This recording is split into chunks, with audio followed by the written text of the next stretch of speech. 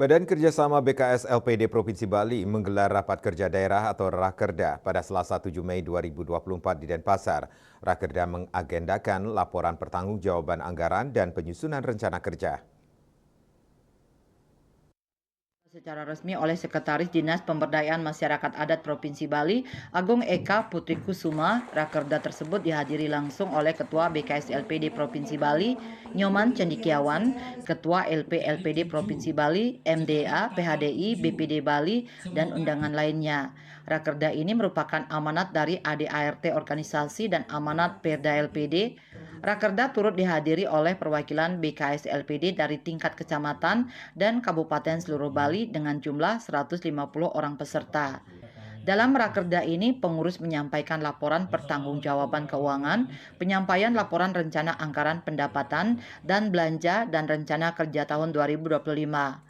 Ketua BKS LPD Provinsi Bali Inyoman Cendikiawan dalam laporannya mengatakan, Rakerda merupakan media untuk evaluasi terhadap perjalanan organisasi setahun belakangan ini. Selain untuk menetapkan rencana anggaran, juga akan disepakati berbagai program kegiatan di tahun 2025.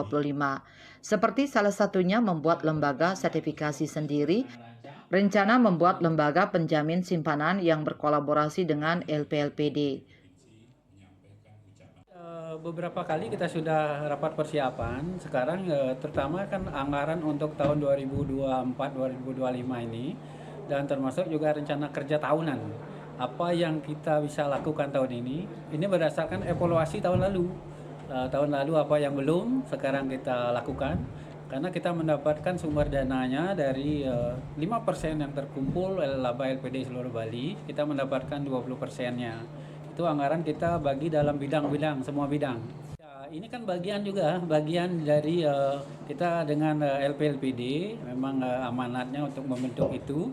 Tentu kita kolaborasikan, komunikasikan, pembentukan dana penjamin simpanan, pembentukan dana penyangga likuiditas, juga pembentukan LSP yang kita kelola sendiri, dan kegiatan-kegiatan lain yang memang amanat untuk penguatan LPD sesungguhnya, termasuk pelatihan-pelatihan yang lainnya. Sekretaris Dinas Pemberdayaan Masyarakat Adat Provinsi Bali Agung Eka Putri Kusuma dalam sambutannya mengharapkan momen Rakerda ini bisa menghasilkan kebijakan untuk memperbaiki keberadaan LPD di seluruh Bali sehingga bisa menguatkan perekonomian desa adat di seluruh Bali. Ikuti raker ini dengan baik dan menghasilkan satu pemikiran-pemikiran ke depannya bisa memperbaiki keberadaan LPD di seluruh Bali. Mungkin itu saja sehingga bisa menguatkan perekonomian desa adat yang ada di seluruh desa adat di Bali.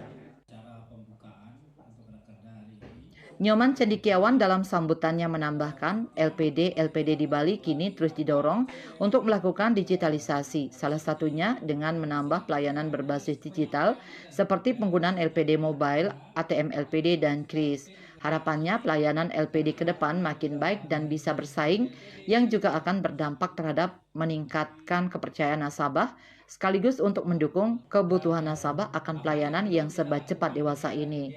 Riase Bali TV.